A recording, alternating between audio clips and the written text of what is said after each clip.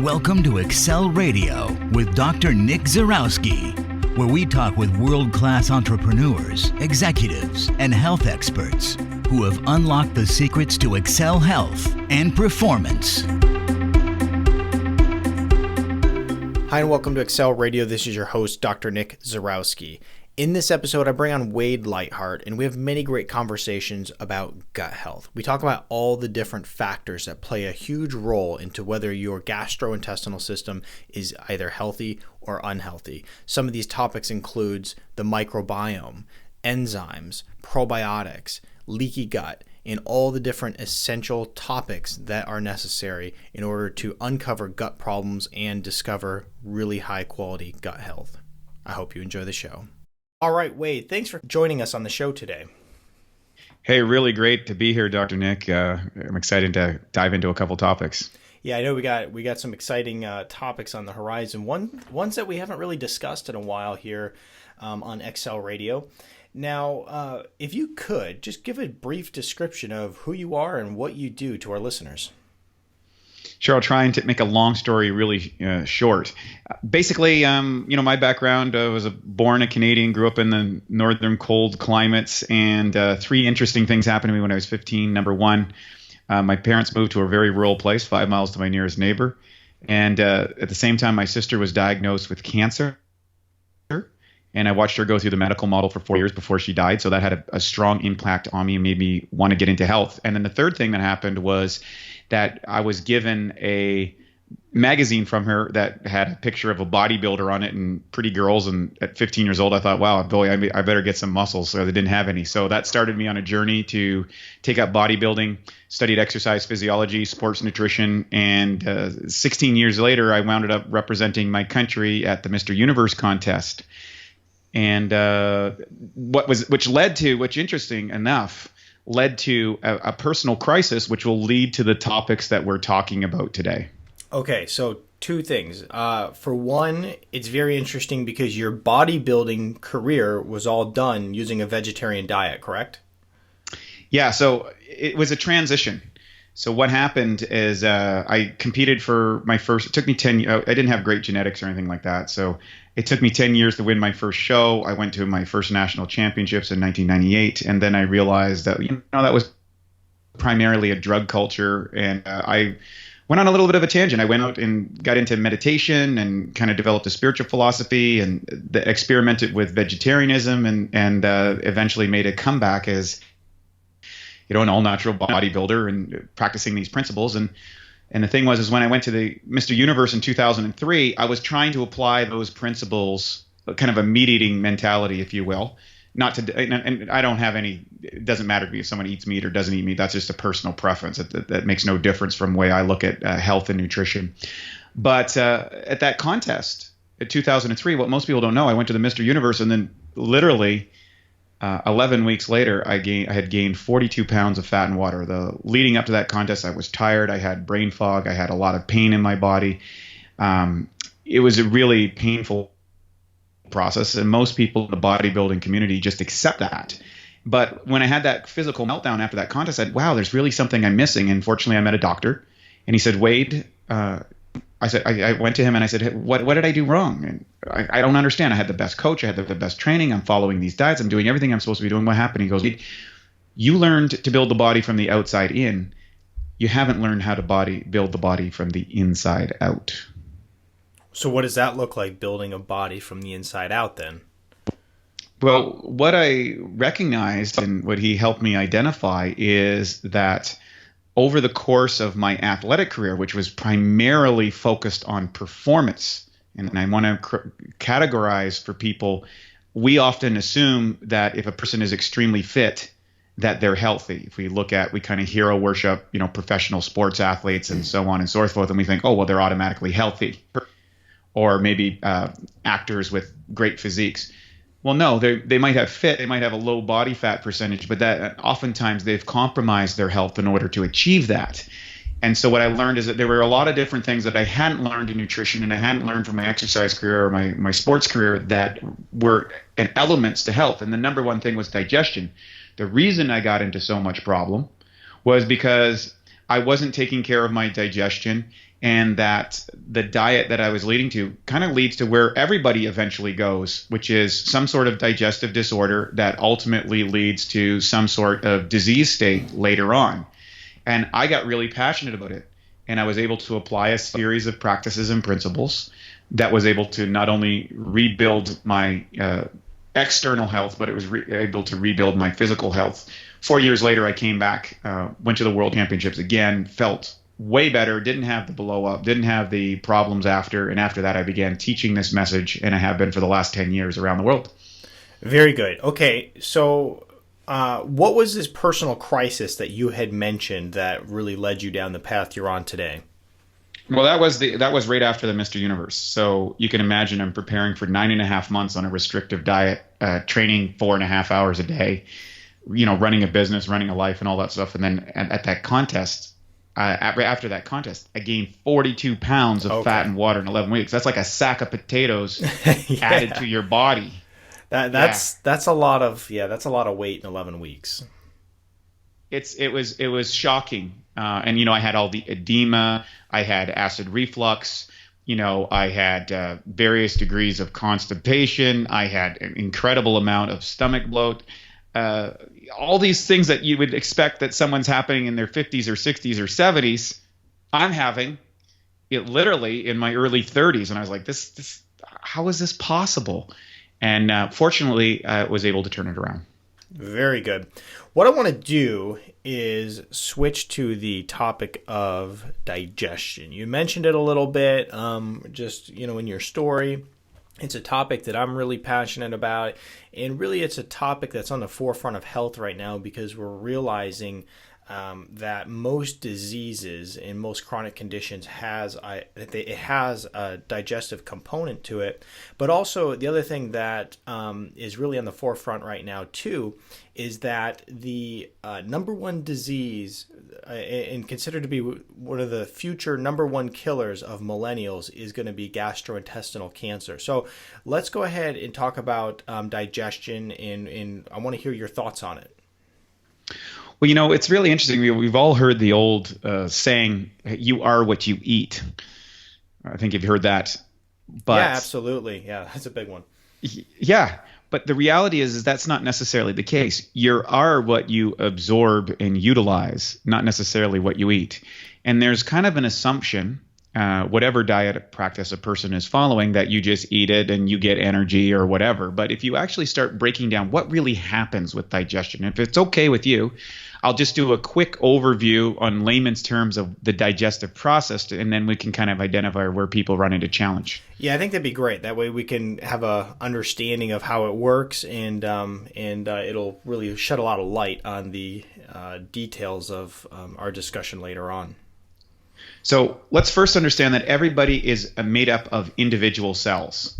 So our bodies are, a trillion cells or whatever. There's a lot of debate about how many cells there are. But the point of the matter is your digestive system is a single canal from your mouth to your anus. And the food goes through that, but that's not necessarily, it's in your body, but it's not in your cells.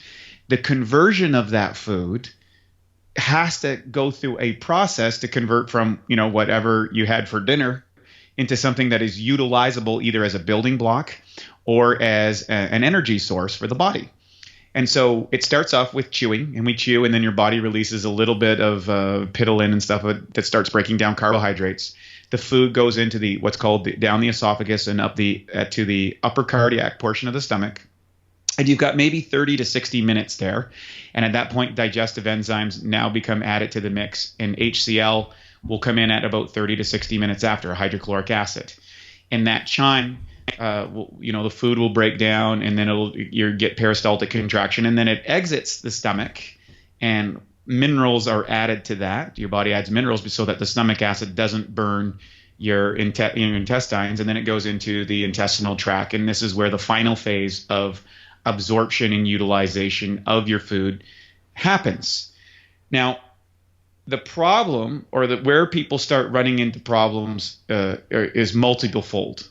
First and foremost, humans are the only species on the planet that cooks their food.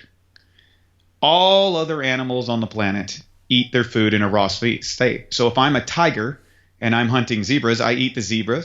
I consume, I kill the zebra. And if you watch animals, they actually eat the entrails first. And what's in the entrails? That's where most of the enzymes and most of the probiotics are going to be inside that animal they consume.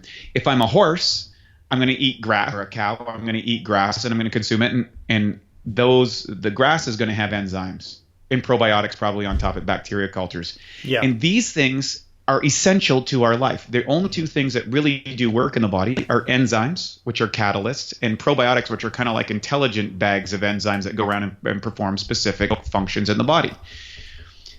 This is a huge, huge component because as humans, and I'm not here to say that, hey, and I've done a raw food diet. For 2 years, I experimented with a raw food diet, and there's advantages and limitations to that. I'm not telling everybody to go out and start a raw food diet. What I'm here to say is we have to recognize the advantages that we gained from, cooking and storing and our food as a society, as human beings, has had some distinct advantages, but there are also some disadvantages to it, and that is we need to produce more digestive enzymes from our body, and that has a huge metabolic costs. And according to Dr. Edward Howe, who wrote a book called Enzyme Nutrition years ago, it was found in the Harvard Medical Libraries by a physician friend of mine, Dr. Victorius Kavinskas. And inside that book, he outlines that the average 40-year-old has about 30% of the enzyme potential that a young child might have. That's interesting. So think of, yeah. So think about that. Enzymes, they're involved in every single process in our body, thinking to blinking. There's over 25,000 different enzymatic reactions inside the body, and they're discovering more every day. So the question is, if you're spending all of your enzymatic capacity to digest your food, how are you able to perform these other functions that we might want to do, whether it's healing our body, whether it's running down the street chasing our kids, whether it's having more cognitive power in order to think through the challenges that inevitably come with living. Okay, gotcha. So this is a huge factor to understand. So a lot of people say, well, Wade, I don't know if I should take enzymes. Is it going to mess up my enzymatic capacity? There's a lot of evidence to say that our bodies started to make enzymes in order to deal with modern society, in order to deal with the developments of the way we store and prepare our food here in the modern world, as opposed to when we were, some lower form of what we are today, I guess. So, well, let me ask you this: do you take enzymes yourself on a regular basis? Yes. Okay. So when I got into trouble, this was a novel idea. I'd heard about enzymes. We kind of learned about it. They brushed over it. They said, yeah, you need enzymes to digest all your food. And I thought, what is that? It never really hit home with me. And then when I met my mentor, Dr. O'Brien, he says, Wade, you don't have enough energy. And keep in mind, I was sick. I was tired. I was bloated. I wasn't feeling good. I'd lost my physical vitality and also from both an internal and a cosmetic thing. And he said, what do you need to do? He says, number one, you got a whole bunch of undigested food and you got to get out. You got to start digesting this food, start taking these enzymes and clearing it out. And boy, that was shocking because I developed a new relationship with the bathroom real quick. I didn't realize that I was building up a whole bunch of food in my body that was not digested. Yeah, that's really interesting because recently, as we learn more every day, we always, as healthcare practitioners, we start implementing that into our own lives and trying it out and testing it. And I will say that enzymes were a big part of my life when I first started implementing them because I was finding that I was having a lot of foods that my body just didn't sit well with me. And, and then you look at, different enzymes are for digesting different types of foods. And when I started taking enzymes, a lot of the, bloating I would get from different foods and a lot of the uncomfortable feeling that I'd get from eating them all started to go away. And I started to be able to eat a lot of foods that I couldn't eat just from taking enzymes alone. Now, there's a lot of other issues, which I'm sure we'll get into when it comes to the gut and then a lot of other things that your gut might need. But enzymes certainly is a pretty big part of it. It really is. And I think we're all familiar with people who don't have the ability to digest milk. So they become lactose intolerant. There's a sugar that's involved with it. And now we're seeing rampant in the diet community is people who have become gluten intolerant. Mm-hmm. In other words, they're not able to. And so you have to realize is that an enzyme, there's enzymes that'll break down gluten. There's enzymes that'll break down lactose. There's enzymes that'll break down protein. There's enzymes that'll break down carbohydrates and fats and all those things. And the big three, of course, is protein, fats, and carbohydrates. Those are the big three. Mm-hmm. Where people first start running into problem primarily is the inability to digest proteins. And of course, in North America, we have a very high protein diet. And of course, those proteins, if not digested properly, that's what leads to all sorts of digestive distress, and undigested protein leads to a host of illnesses down the road. Right. And I had a patient who couldn't digest proteins. They'd go eat a steak and their stomach would be just totally a mess over it. They'd eat chicken, their stomach would be a mess. They'd eat dairy, their stomach, everything affected them. And once again, there's a million things involved with how the gut functions, but enzymes was a very simple fix to many of these issues that they were facing. They hadn't been able to eat dairy in years, and then once again, trying just simply an enzyme change that. And I explained to him once again, like you mentioned, that if you don't have the enzyme that digests dairy, then you can't digest it. It's going to sit in your stomach. It's gonna basically like ferment and cause bloating and all kinds of issues. So enzymes definitely play a huge role in the overall health of the gut.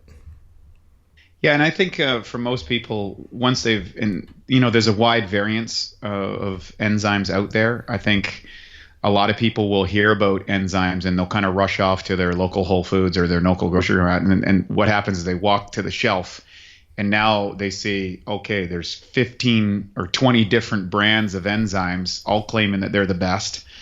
Some are $10 a bottle and some are $150 a bottle. And they're like, well, what's the difference? It all looks the same. Mm-hmm. And so, there's a caveat to enzymes, and that you want to make sure that you're using a high quality enzyme, usually plant-based. Ideally, it's cultured.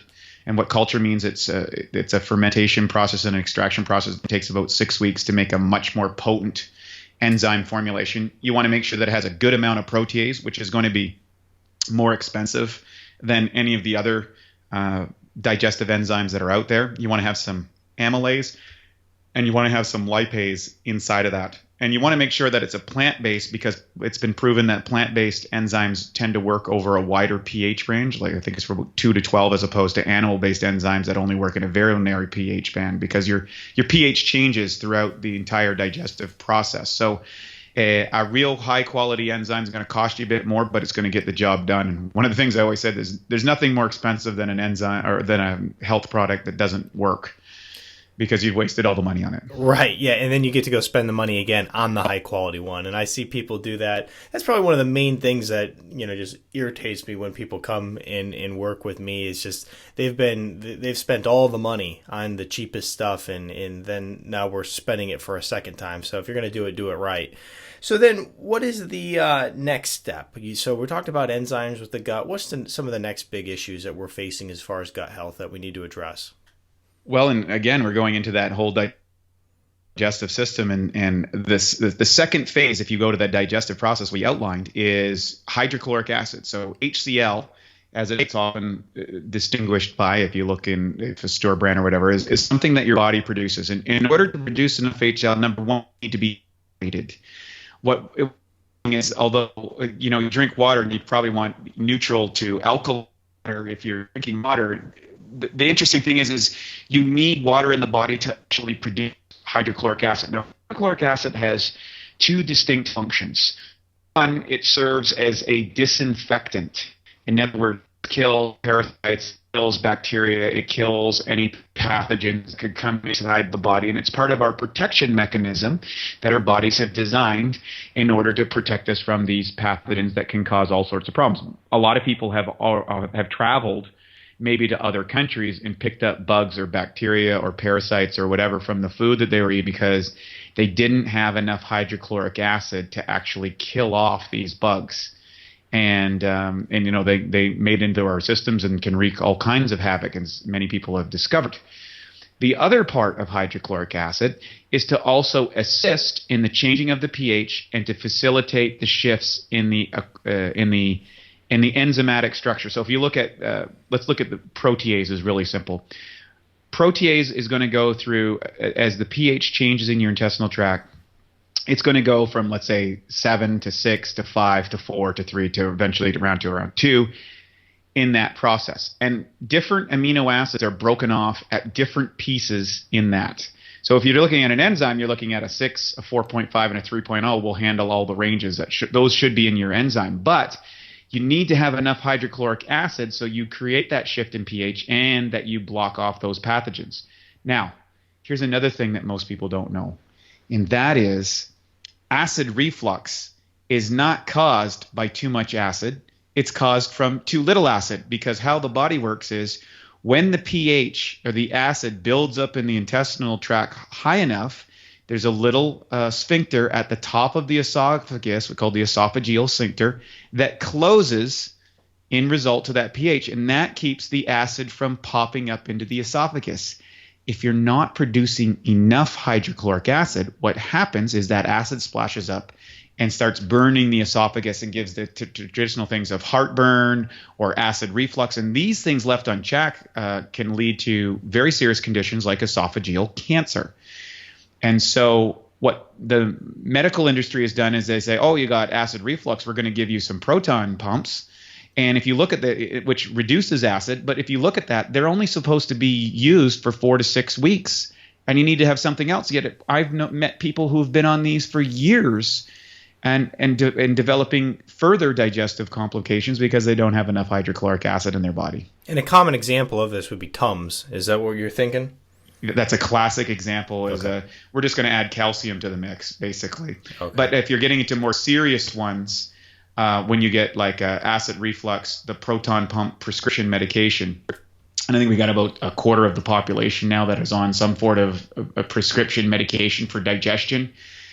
These things have serious consequences and side effects if left for an extended period of time. And the research says 4 to 6 weeks. That's all you need to be on it. Yeah, I mean, it's really interesting because when it comes to a lot of the medications around digestive issues, like they give a lot of medications for them, but many of them are not sufficient for solving any issue at all. So for instance, like, people who come to me who have Crohn's, and they'll be on a whole slew of different medications. Well, the fact is there is no medication that heals or changes anything with Crohn's. So I see it all the time where people on digestive are medications for digestive issues, but once again, they're finding no result with that. It's just more of something to cover up some of the symptoms and get them through their day. I mean, can you agree on that? Yeah, absolutely. And I think what people have to understand, and I certainly don't want to throw the medical industry under the bus. I have a lot of friends who are medical professionals and doctors, and I respect what they're doing. You have to realize is they're the last line of defense. And their job is not to educate people about their diet or their lifestyle. They don't have the training in that, and then legally they can't provide that information. What they do is they assess where the client is at, and they try to give them something to alleviate the symptoms of their disease or their dysfunction. And if that doesn't work, they're going to send them over to something that is more excessive, whether that is surgery, whether that is a radiation or chemotherapy treatment, or some other, dialysis, if that was situated. Like that's kind of like the end game that ends up in the medical industry. So they're the last line of defense when we've made damaging choices with our lifestyles. And right. So when it comes to these gut issues, you want to be thinking when you're going to heal these things or reverse them, you want to be thinking, okay, have I tried enzymes? Have I tried probiotics? Have I tried, some different gut healing formulas? And, even I talk about fasting a lot, Wade. So this should be your first go-to. And then from there going to, the medication or the surgery, if that all fails you. But, you don't want to go like, straight to the most, invasive intervention right off the bat. Yeah, and I think that's and obviously your listeners are listening to your show. They're probably already on that kind of train to begin with, so we're kind of singing to the choir. But as a general mission, it's been my mission to kind of educate the public at large to recognize that our doctors are the last line, medical doctors, the medical industry is the last line of defense, and they do a great job on that. But health and optimal health and high performance, that is a prerogative and a priority for us as individuals, and you need people on the more holistic side of the health paradigm to help guide you in that direction. And that's why obviously you provide the information that you do to get out there to let people know, hey, what do I need to do? Right. Yeah. What steps do you need to take? And there's so many things that can be done. I mean, I've worked with people, and I'm sure you've seen similar results, but you just start working with people and you just start giving the body what it actually needs to function. So many people are having issues because they don't have some of the basic raw materials for their gut and their digestion to actually work properly because they've done the wrong thing for so long. And in their defense, they didn't know any better. I mean, you've been in that position. I've been in that position. So there's no it's not like we're born with this knowledge. And so taking the necessary steps, the information you get from this show and the information you get from some of our other shows and some of the information Wade teaches and I teach, this is the type of thing where you educate yourself and you really take control of your health by implementing these strategies. And this is how you really heal some of these digestive conditions that are coming out today. Absolutely. And that's why we're here. And I love talking about this. And that's so true. Oftentimes we don't discover these things until we hit a challenge or we hit a crisis.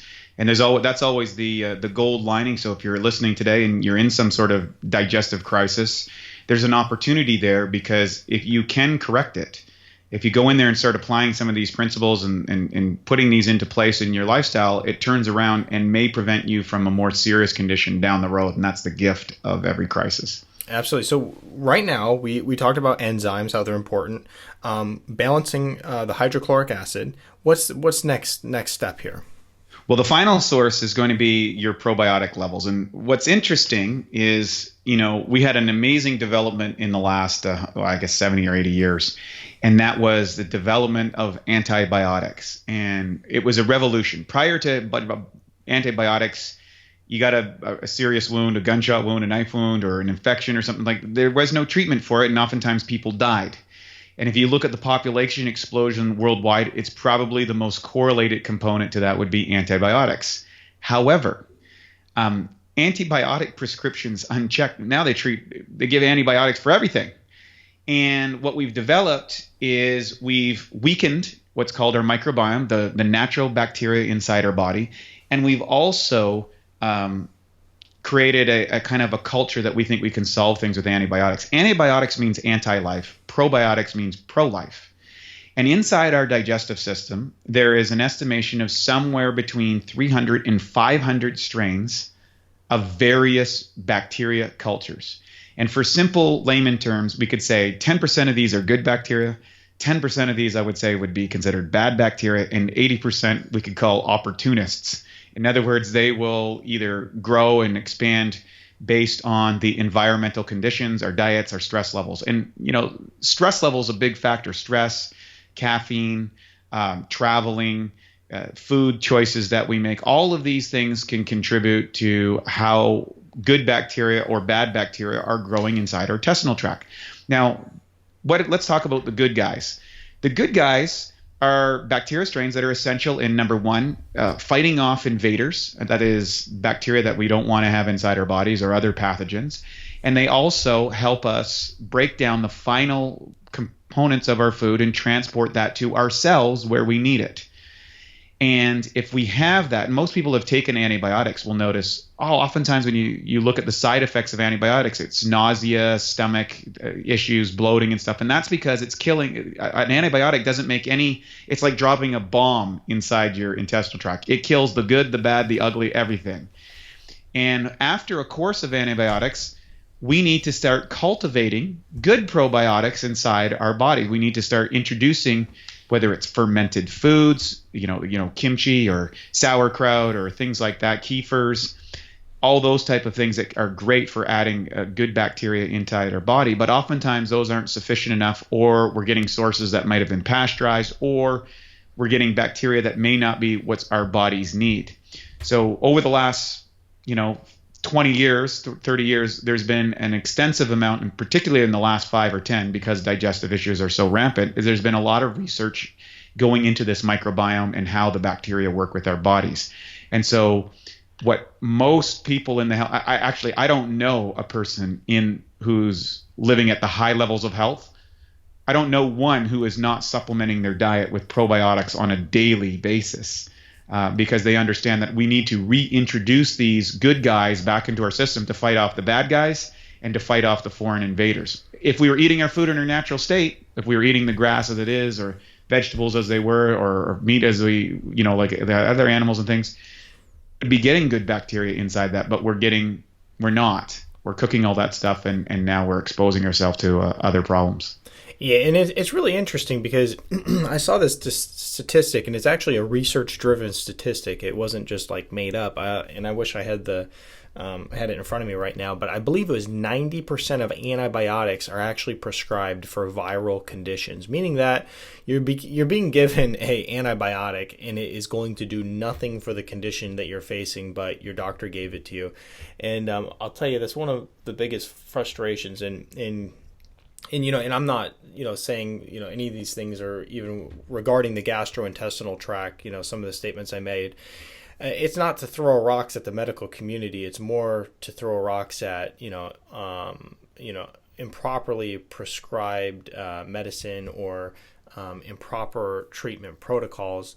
But yeah, I mean, if 90% of antibiotics are being given for viral conditions, and then, that means that the antibiotics are doing nothing for the individual. And then from there, it's actually doing a lot of harm to the individual, because like you said, it's like dropping the A-bomb in the intestinal tract to kill everything. And so, that's really frustrating for me to see, because I see patients come in all the time and they'll have a condition. They went to their doctor, and then from there they said, well, he put me on an antibiotic, and I'm sitting there going, why? Like, why did they do that? You know what I mean? Like that's not going to do anything for it.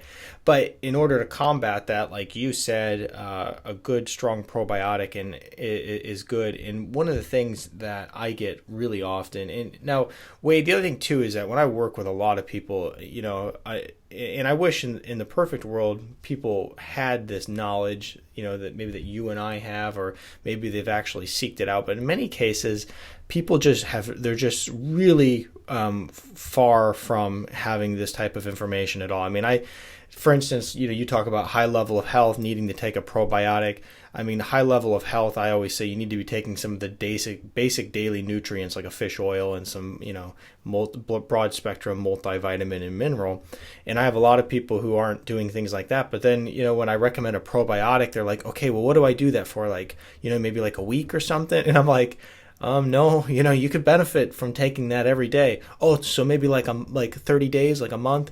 No, I'm talking like every day, like 365 days a year. And so, like a lot of people are just so far from the understanding of that's what you really need in order to, once again, the basic building blocks of the body. And that's what you need on a daily basis for health. Yeah, absolutely. We're actually on the same thread here, because, and as you know, we're fortunate enough we get to hang around with people all the time who have made this their life's passion. And as you said, virtually all of them are taking enzymes, virtually all of them taking probiotics, virtually all of them are taking vitamins and minerals. All of them are taking essential fatty acids. Success leaves clues.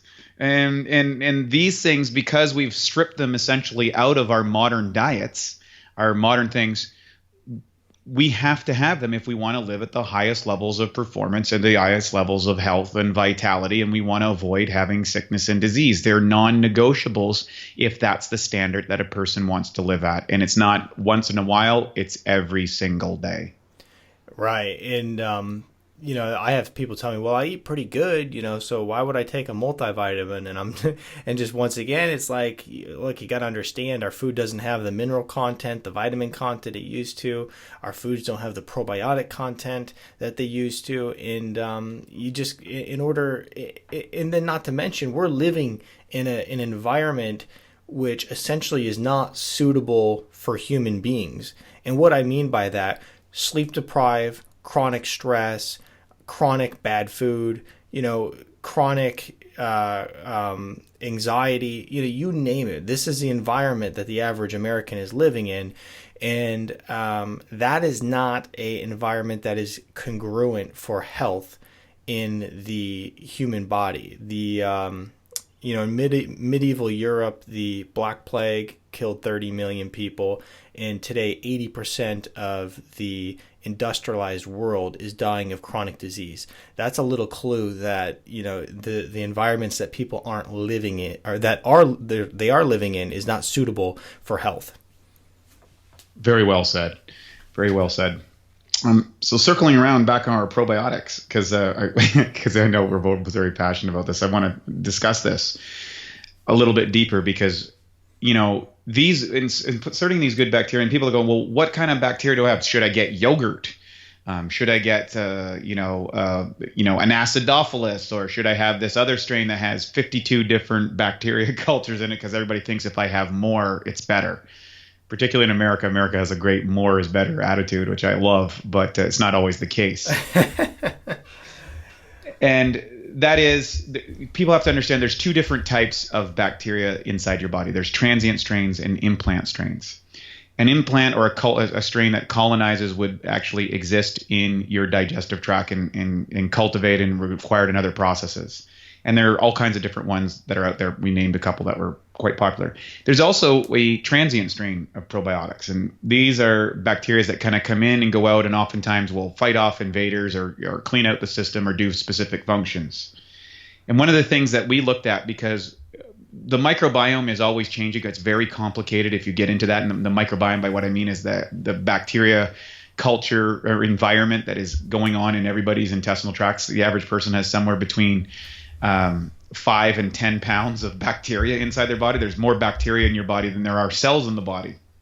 Take that. It's kind of shocking when you know that. But the reality is how do you go in and alter that in a way that's positive and let the cultivation of the bacteria that is normally in there grow and take out the bad ones? And we studied that extensively, as did my mentor, Dr. O'Brien, who helped develop and cultivate a particular type of transient strain of probiotics. It was based on the L. plantarum strain, and what he did is he put it through a mutation process.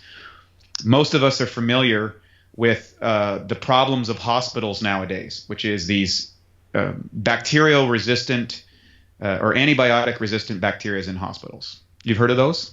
Oh yeah, absolutely. It's very common, and it's not only in hospitals. It's just people are starting to become bacterial resistant just because they've been on so many antibiotics. I mean, I've actually heard too that it's happening in animals a lot, and where they're finding that animals are getting problems that because they're giving animals so many antibiotics that they're also becoming resistant to it as well. Yeah, and keep in mind, if you're eating those animals, you're eating the antibiotics with them. So the interesting thing is what to do, and what he went out and did and helped cultivate was looking at these aggressive strains of bad bacteria or resistant strains and said, well, how do I make a super bacteria? How do I make a probiotic that has extremely powerful capabilities that exceed what we might normally find, because we need to deal with the modern world as it is today? And so we took an L. plantarum strain and put it through a patented mutation process that made what we call a super bacteria. It goes through the entire body. And this is the U.S. patent claims: antiviral, antiretroviral. It's proteolytic. That means it digests protein, serves as a screening agent in pharmaceuticals, and has the ability to shrink tumors. That's pretty aggressive. I'm not saying that. I'm saying this is what's on the U.S. patent. So I don't want to make any claims. But now we're at a stage where we're starting to cultivate probiotics that can handle the stressors of our society today. And we've been using that as a methodology to, number one, help recondition people from compromised digestive systems, and also as an adjunct to rebuild people either during or after serious medical intervention in your lives. And it's one of the reasons we've developed a cult following, because we're one of the few companies that actually looks at health from that very, very high level, aggressive nature of how we really go after it based on the conditions of the world today. Well, that's very cool. It's very cool. Yeah, and that's the important thing, is not all, whether it's probiotics, enzymes, whatever the case is, they're not all created equally. So you definitely need to, get them from a trusted resource, and it's usually not Walmart, just to drop a little hint. But yeah, absolutely, I agree with you. And one of the other things I want to mention too, just because we're on this topic, and you mentioned the microbiome, is that it's just a quick side note, is that the antibacterials are also really terrible for you. Now, the FDA, I think it was the FDA, who came out and finally, probably 20 years late to the party, warned people that you shouldn't be using a whole bunch of antibacterials all the time, because it's actually killing this microbiome. And Wade, there's this company that we use that has a microbiome colonizer for your skin, and it's a lotion that's a probiotic lotion, basically. And so that's very cool. We have people using that and seeing some pretty good results with skin conditions as well. So those are a little side note while we're on the topic of bacteria. So if you need any more information on Wade, you can go ahead and check out some of his other videos and content that he puts out. Check out his website. And other than that, Wade, once again, we appreciate having you on the show, and certainly thank you for all the value added. Thanks so much, Dr. Nick. Really, really appreciate being here. And for all your listeners, it's just wonderful to take those to go out there, practice the principles that Dr. Nick talks about, and you'll be pleasantly surprised of how well and how high the quality of your life can really grow. For more information, head over to newvisionexcel.com. There you can find a whole archive full of blog posts written by Dr. Zyrowski. You can find our old podcast episodes, which include our show notes, a lot of helpful tips there. But if you're ready for a full body transformation, then the Thrive program is for you. You want to click on the Programs tab, and that's where you can get started. If you want more information to multiply your health and simplify your lifestyle, visit our website at excelpodcast.com. Until next time, have an outstanding day.